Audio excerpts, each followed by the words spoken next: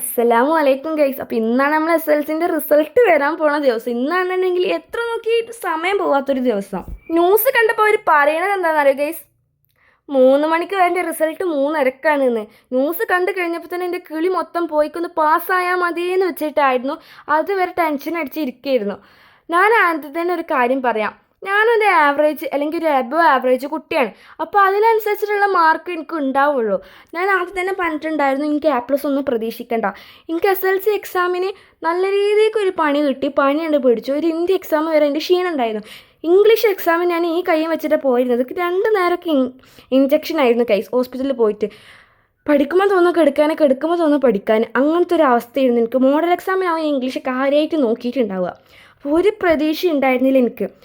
അപ്പോൾ എല്ലാവരും ഫുൾ A+ന് വേണ്ടിയിട്ട് തന്നെ ആവും പഠിച്ചിട്ടുണ്ടാവുക. മാർക്ക് കുറഞ്ഞ് വെച്ചിട്ട് ആരും സാഡ് ആവേണ്ട ഒരു കാര്യമില്ല. അപ്പോൾ സൈറ്റ് ജാം ആവുന്നുള്ള കാര്യം ഉറപ്പാണ്. എപ്പോഴും അങ്ങനെയാണല്ലോ. അപ്പോൾ ഞാൻ A+, B+, C+ ഒക്കെ പ്രതീക്ഷിച്ചിട്ട് തുറക്കണത്. മാഷാ അല്ലാഹ് അപ്പോൾ കിട്ടിയത് 7 A+. അൽഹംദുലില്ലാഹ് ഞാൻ ഹാപ്പിയാണ്. പിന്നെ 2 A, ഒരു B+. അപ്പോൾ നിങ്ങളുടെ മാർക്ക് കമൻറ്റ് ചെയ്യുക. ചെറുതായിട്ട് കേക്ക് മുറിച്ചിട്ടുണ്ടായിരുന്നു. That is for today. Like ചെയ്യുക, ഷെയർ ചെയ്യുക, സബ്സ്ക്രൈബ് ചെയ്യുക. Don't forget support.